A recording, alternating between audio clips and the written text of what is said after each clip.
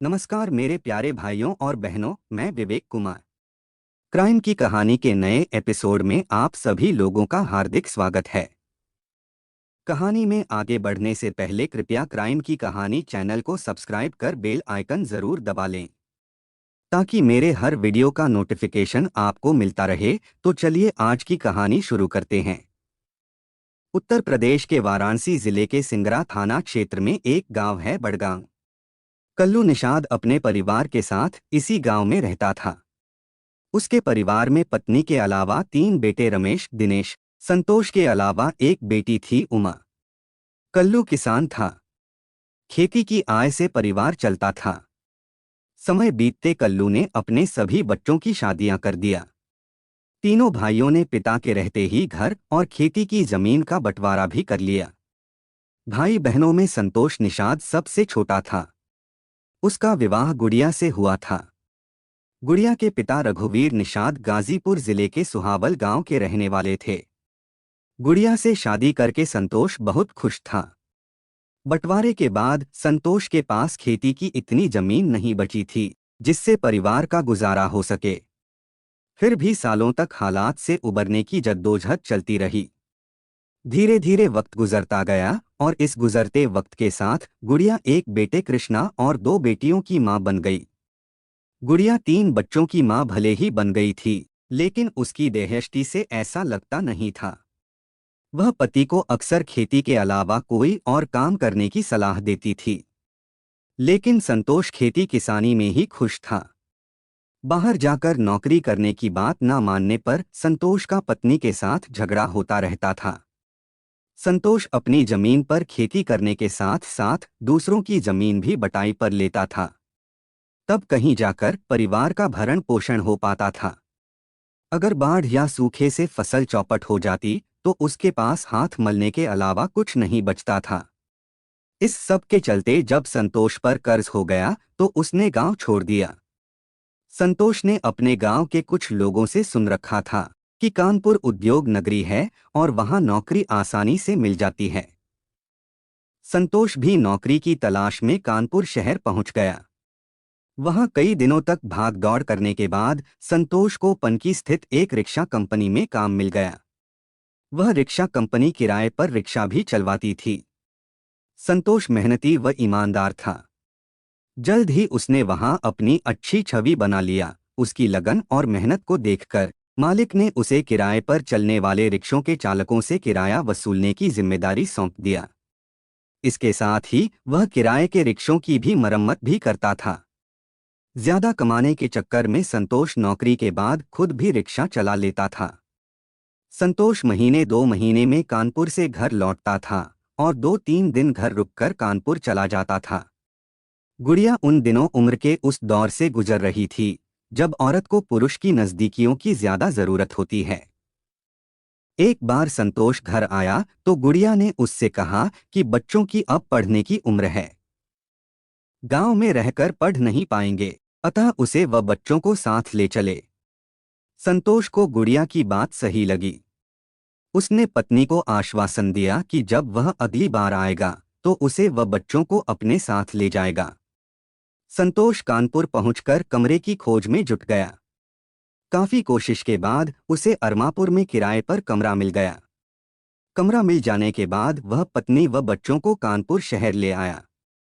बच्चों का दाखिला उसने अरमापुर के सरकारी स्कूल में करा दिया। गुड़िया शहर आई तो उसके रंग ढंग ही बदल गए। वह खूब सज सवर कर रहने लगी। अपने व्यवहार की वजह से उसने आस पड़ोस की महिलाओं से भी अच्छे संबंध बना लिए थे। संतोष जिस रिक्शा कंपनी में काम करता था उसी में राजू नाम का युवक भी काम करता था।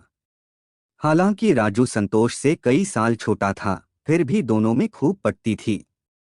दोनों साथ साथ लंच करते थे। जरूरत पड़ने पर राजू संतोष की आर्थिक मदद भी कर देता था। राजू पनकी स्थित रतनपुर कॉलोनी में अकेला रहता था।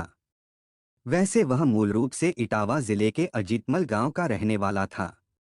उसके माता पिता की मृत्यु हो चुकी थी और भाइयों से उसकी पटती नहीं थी, इसलिए कानपुर आकर रिक्शा कंपनी में काम करने लगा था। एक दिन संतोष ने राजू को बताया कि आज उसके बेटे कृष्णा का जन्मदिन है। उसने किसी और को तो नहीं बुलाया, लेकिन उसे जरूर आना है। अपनेपन की इस बात से राजू खुश हुआ। उसने कहा, संतोष भैया, मैं शाम को जरूर आऊंगा। शाम की पार्टी भी मेरी तरफ से ही रहेगी। राजू दिन भर काम में व्यस्त रहा। शाम होते ही वह अपने घर पहुंचा और अच्छे कपड़े पहने फिर सज संवर कर संतोष के घर पहुंच गया। राजू के पहुंचने पर संतोष बहुत खुश हुआ। उसने राजू का अपनी पत्नी से परिचय कराते हुए कहा कि यह मेरा अच्छा दोस्त और हमदर्द है। गुड़िया ने मुस्कुराकर राजू का स्वागत किया और बोली, यह आपके बारे में बताते रहते हैं और बहुत तारीफ करते हैं। गुड़िया ने राजू की आवभगत किया।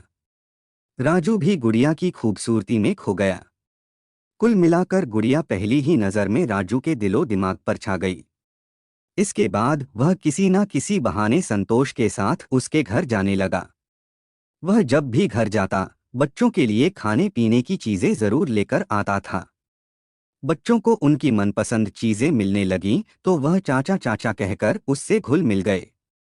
जल्दी ही राजू ने संतोष के घर में अपनी पैठ बना लिया। राजू का घर आना बच्चों को ही नहीं बल्कि गुड़िया को भी अच्छा लगता था। राजू की लच्छेदार बातें उसे खूब भाती थीं। धीरे धीरे गुड़िया के मन में भी राजू के प्रति चाहत बढ़ गई। एक रोज गुड़िया कमरे के बाहर खड़ी धूप में बाल सुखा रही थी, तभी अचानक राजू उसके सामने आकर खड़ा हो गया।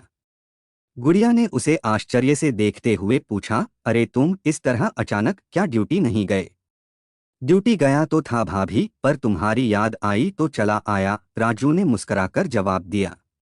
उस दिन राजू को गुड़िया बहुत ज्यादा खूबसूरत लगी। उसकी निगाहें गुड़िया के चेहरे पर जम गईं। यही हाल गुड़िया का भी था। राजू को इस तरह देखते हुए गुड़िया बोली, ऐसे क्या देख रहे हो मुझे? क्या पहली बार देखा है? बोलो, किस सोच में डूब गए? नहीं भाभी, ऐसी कोई बात नहीं है। मैं तो देख रहा था कि खुले बालों में आप कितनी सुंदर लग रही हैं। वैसे एक बात कहूँ, आपके अलावा पास पड़ोस में और भी हैं, पर आप जैसी सुंदर कोई नहीं है। बस बस रहने दो, बहुत बातें बनाने लगे हो तुम। तुम्हारे भैया तो कभी तारीफ नहीं करते हैं। काम के बोझ से इतने थके होते हैं कि खाना खाकर बिस्तर पर लुढ़क जाते हैं, और अगर उनसे कुछ कहो तो किसी न किसी बात को लेकर झगड़ने लगते हैं। राजू बोला, अरे भाभी, औरत की खूबसूरती सबको रास थोड़े ही आती है। भैया तो लापरवाह हैं, शराब में डूबे रहते हैं, इसलिए तुम्हारी कद्र नहीं करते हैं। गुड़िया उसे उकसाते हुए बोली, तू तो मेरी बहुत कद्र करता है, हफ्ते बीत जाते हैं, झांकने तक नहीं आता है। जा, बहुत देखे हैं तेरे जैसे बातें बनाने वाले। मुझे सचमुच आपकी बहुत फिक्र है भाभी। यकीन ना हो तो परख लो, अब मैं आपकी खैरखबर लेने जल्दी जल्दी आता रहूंगा। छोटा बड़ा जो भी काम कहोगी मैं करूंगा, राजू ने गुड़िया की चिरौरी सी किया। राजू की यह बात सुनकर गुड़िया खिलखिलाकर हंस पड़ी, फिर बोली, तू आराम से चारपाई पर बैठ, मैं तेरे लिए चाय बनाती हूँ। थोड़ी देर में गुड़िया 2 कप चाय और प्लेट में बिस्कुट व नमकीन ले आई। दोनों पास पास बैठकर गपशप लड़ाते हुए चाय पीते रहे और चोरी छिपे एक दूसरे को देखते रहे। दोनों के ही दिलो दिमाग में हलचल मची हुई थी। सच तो यह था कि गुड़िया गबरू जवान राजू पर फिदा हो गई थी। वह ही नहीं, राजू भी मतवाली भाभी का दीवाना बन गया था। दोनों के दिल एक दूसरे के लिए धड़के तो नजदीकियां खुद ब खुद बन गईं। इसके बाद राजू अक्सर गुड़िया से मिलने आने लगा। गुड़िया को उसका आना अच्छा लगता था। जल्द ही वह एक दूसरे से खुल गए और दोनों के बीच हंसी मजाक होने लगा। इन्हीं दिनों संतोष खेतों की देखभाल के लिए 1 सप्ताह की छुट्टी लेकर अपने गांव चला गया। गुड़िया को यह मौका अच्छा लगा तो उसने एक रोज रात में राजू को अपने कमरे पर रोक लिया। खाना खाने के बाद एक चारपाई पर राजू लेट गया और दूसरी पर गुड़िया। राजू सोने की कोशिश कर रहा था, लेकिन उसे नींद नहीं आ रही थी। उसका मन भाभी गुड़िया की तरफ ही लगा हुआ था। तभी आधी रात के बाद गुड़िया अपनी चारपाई से उठकर उसके पास आ लेटी। इसके बाद तो राजू की खुशी का ठिकाना ना रहा। वह गुड़िया से बोला, क्या हुआ भाभी? डर लग रहा था, इसलिए तुम्हारे पास चली आई, गुड़िया ने उससे सटते हुए कहा। राजू ने पूछा, डर लग रहा है तो लाइट जला दूं क्या? नहीं, लाइट जलाने की अब कोई जरूरत नहीं है, क्योंकि अब तुम मेरे पास हो, कहते हुए वह उससे लिपट गई। राजू गुड़िया की मंशा समझ चुका था। वह भी जवान था। गुड़िया के स्पर्श से उसके शरीर में भी सरसराहट दौड़ गई थी। फिर जब गुड़िया ने उसे उकसाया तो ऐसे में भला वह कैसे शांत रह सकता था। नतीजतन दोनों ने ही उस रात अपनी हसरतें पूरी किया। उस दिन के बाद राजू और गुड़िया अक्सर कामलीला रचाने लगे। राजू अपनी अधिकांश कमाई गुड़िया व उसके बच्चों पर खर्च करने लगा। उसके घर आने का विरोध संतोष ना करे, इसलिए वह उसकी भी आर्थिक मदद करने लगा। इसके अलावा संतोष जब भी शराब पीने की इच्छा जताता तो राजू उसे ठेके पर ले जाता और शराब पिलाता। इतना ही नहीं, राजू अब गुड़िया के घरेलू काम में भी हाथ बटाने लगा। राशन लाना, बच्चों को स्कूल छोड़ना तथा शाम को सब्जी लाना उसकी दिनचर्या बन गई थी। संतोष जब गांव चला जाता तो राजू रात में उसके घर रुकता और फिर दोनों रात भर रंगरलियां मनाते। राजू जब संतोष के साथ उसके घर आता तब तो कोई बात नहीं थी, लेकिन उसकी गैर मौजूदगी में जब वह अक्सर उसके घर पड़ा रहने लगा तो पड़ोसियों के मन में शंका पैदा होने लगी। धीरे धीरे मोहल्ले में गुड़िया और राजू के संबंधों की चर्चा फैल गई। एक दिन संतोष को उसके पड़ोसी राम सिंह भदौरिया ने अपने पास बुलाकर कहा, संतोष, तुम रात दिन काम में व्यस्त रहते हो और घर आकर नशे में डूब जाते हो। कभी अपने घर की तरफ भी ध्यान दिया करो कि तुम्हारे यहाँ कौन आता है कौन जाता है। तुम्हें कुछ पता भी है? संतोष ने पूछा, चाचा, मेरे घर में तो सब ठीक चल रहा है। अगर कोई गड़बड़ है तो बताओ। हमें आपकी बात पर पूरा भरोसा है। वह जो तुम्हारा दोस्त राजू है ना, वह ठीक नहीं है। तुम घर पर नहीं होते तब वह तुम्हारे घर आता है। तुम्हें कुछ पता भी है? संतोष ने पूछा, चाचा, मेरे घर में तो सब ठीक चल रहा है। अगर कोई गड़बड़ है तो बताओ। हमें आपकी बात पर पूरा भरोसा है। वह जो तुम्हारा दोस्त राजू है ना, वह ठीक नहीं है। तुम घर पर नहीं होते तब वह तुम्हारे घर आता है। बच्चों को पैसे देकर घर के बाहर भेज देता है। फिर तुम्हारे घर का दरवाजा बंद हो जाता है। पूरे मोहल्ले में तुम्हारी बीवी और राजू के नाजायज संबंधों की चर्चा हो रही है और तुम कान बंद किए बैठे हो, राम सिंह ने बताया। संतोष निषाद को जब यह बात पता चली तो उसके पैरों तले से जमीन खिसक गई। उसने इस बारे में पत्नी व राजू से बात की तो दोनों ने साफ कह दिया कि ऐसी कोई बात नहीं है। गुड़िया ने कहा कि राजू उसकी मदद करता है, इसलिए पड़ोसी जलते हैं। घर में झगड़ा कराने के लिए वे तुम्हारे कान भर रहे हैं। संतोष ने उस समय तो पत्नी की बात पर विश्वास कर लिया और फिर कुछ दिनों के लिए जरूरी काम से अपने गांव चला गया। लगभग एक सप्ताह बाद जब वह गांव से लौटा तो घर में राजू मौजूद था। उस समय राजू और गुड़िया हंसी ठिठोली और शारीरिक छेड़छाड़ कर रहे थे। अब उसे विश्वास हो गया कि राम सिंह चाचा ने जो बात उसे बताई थी वह सच थी। यह देखकर संतोष का पारा चढ़ गया। उसी समय उसने गुड़िया की जमकर पिटाई कर दिया। मौका पाकर राजू वहां से खिसक गया। अगले दिन संतोष जब अपनी ड्यूटी पर पहुंचा तो कंपनी में उसे राजू मिल गया। संतोष ने राजू को वहीं पर खूब फटकारा।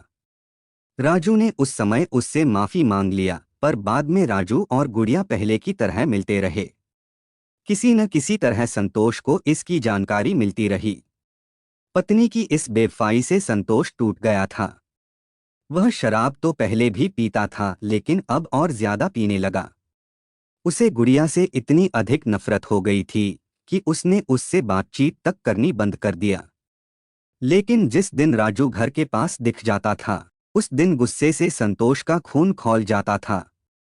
राजू को लेकर गुड़िया से उसकी तकरार होती थी। नौबत मारपीट तक आ जाती थी। पूरा मोहल्ला जान गया था कि झगड़े की जड़ राजू और गुड़िया के अवैध संबंध हैं।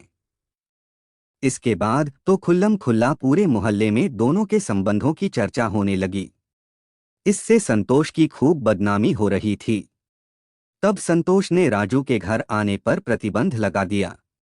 गुड़िया अपने से 10 साल छोटे प्रेमी राजू की दीवानी थी। वह किसी भी हाल में उससे अलग नहीं होना चाहती थी। पति के चौकस हो जाने पर गुड़िया भी सतर्क हो गई। गुड़िया को जब भी मौका मिलता था वह फोन करके राजू को बुला लेती थी। पड़ोसियों को भनक ना लगे इसके लिए वह राजू को कमरे के पीछे खुलने वाली खिड़की से अंदर बुलाती थी। फिर शारीरिक मिलन के बाद वह उसी खिड़की से चला जाता था। लेकिन सतर्कता के बावजूद एक रोज पड़ोसन रेखा निषाद ने राजू को खिड़की के रास्ते गुड़िया के घर में जाते देख लिया। उसने यह बात संतोष को बताई तो उसका पारा 7वें आसमान पर जा पहुंचा। उसने गुड़िया की जमकर पिटाई किया और दूसरे दिन बच्चों सहित गुड़िया को अपने गांव वाले घर भेज दिया। गुड़िया ने गांव पहुंचने की जानकारी राजू को दे दिया। गुड़िया के गांव जाने पर राजू परेशान रहने लगा।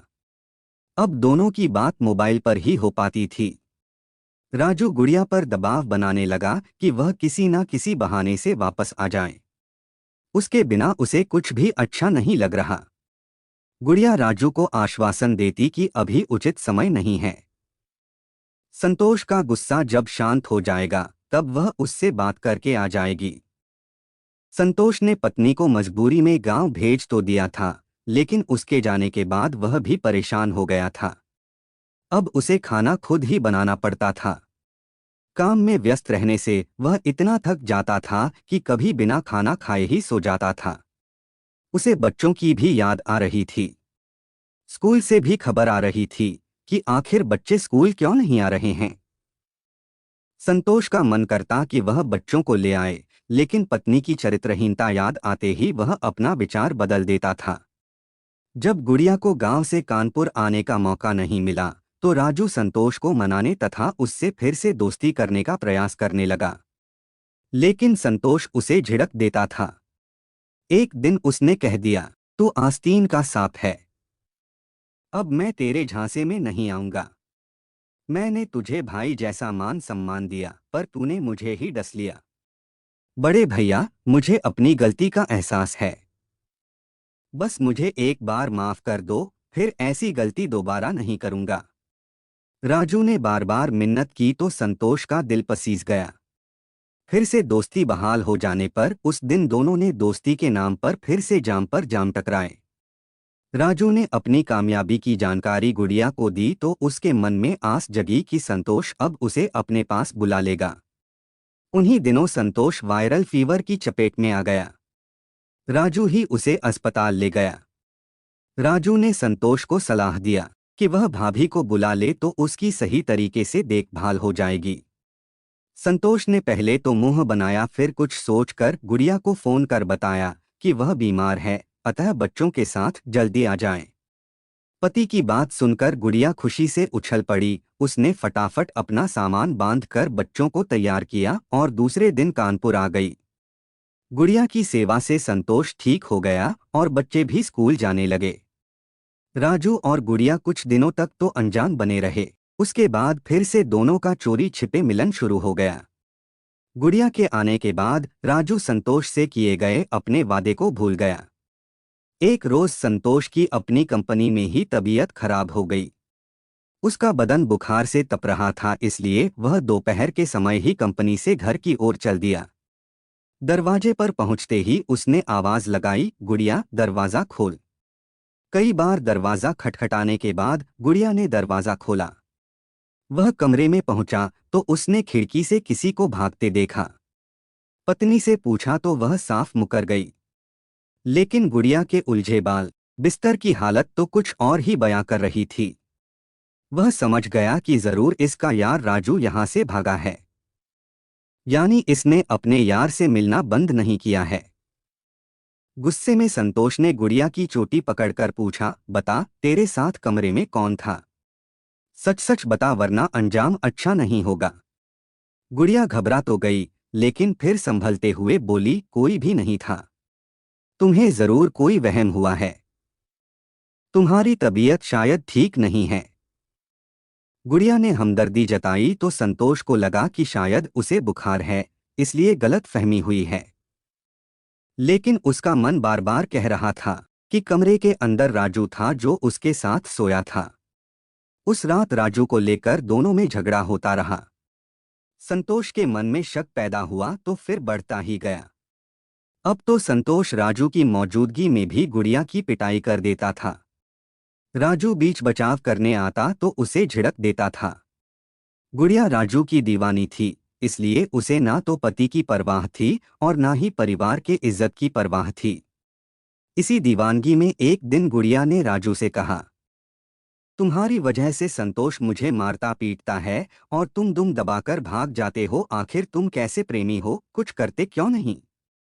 घर का मामला है भाभी, मैं कर भी क्या सकता हूँ। राजू ने मजबूरी जाहिर की। तभी गुड़िया बोली, विरोध तो कर सकते हो, मुझ पर उठने वाला उसका हाथ तो मरोड़ सकते हो। राजू ने कहा, मैं ऐसा नहीं कर सकता भाभी, क्योंकि तुम पर मेरा कोई अधिकार नहीं है। फिर भी मैं तुम्हारी बात पर गौर करूंगा। 28 नवंबर 2018 की रात संतोष यह कहकर घर से निकला कि वह अपनी ड्यूटी पर जा रहा है। संतोष चला गया तो गुड़िया ने राजू से मोबाइल पर बात किया, राजू तुम फटाफट आ जाओ, आज तो मौज ही मौज है। वह घर पर नहीं है, पूरी रात अपनी है, जमकर मौज मस्ती करेंगे। रात 12 बजे के आसपास राजू खिड़की के रास्ते गुड़िया के कमरे में पहुंच गया। गुड़िया ने एक कमरे में अपने बच्चों को सुला दिया था, दूसरे कमरे में गुड़िया सजी सवरी बैठी थी। आते ही राजू ने गुड़िया को अपने बाहुपाश में लिया और दोनों जिस्मानी भूख मिटाने लगे। इधर सुबह 5 बजे संतोष घर आया। वह कमरे के पास पहुंचा तो उसने कमरे के अंदर हंसने की आवाजें सुनी। संतोष का माथा ठनका, वह समझ गया कि कमरे के अंदर गुड़िया और राजू ही होंगे। गुस्से में उसने दरवाजा पीटना शुरू किया तो कुछ देर बाद गुड़िया ने दरवाजा खोला तो उसने खिड़की से कूदते राजू को देख लिया था। संतोष ने गुस्से में गुड़िया के बाल पकड़े और उसे जमीन पर गिरा दिया। फिर वह उसे लात घूंसों से पीटने लगा। अचानक संतोष की नज़र कमरे में रखी कुल्हाड़ी पर पड़ी। उसने कुल्हाड़ी उठाई और ताबड़तोड़ कई बार गुड़िया के सिर और गर्दन पर किए। गुड़िया खून से लथपथ होकर जान बख्श देने की गुहार लगाने लगी। शोर सुनकर बच्चे भी जाग गए, लेकिन पिता का रौद्र रूप देखकर वे सहम गए। फिर भी कृष्णा ने बाप के हाथ से कुल्हाड़ी छीन लिया और बोला, पापा, मम्मी को मत मारो, हम लोगों को रोटी कौन देगा? कहते हुए कृष्णा कुल्हाड़ी लेकर घर के बाहर भागा। उसने पड़ोस में रहने वाली रेखा आंटी को बताया कि उसके पापा उसकी मम्मी को कुल्हाड़ी से मार रहे हैं।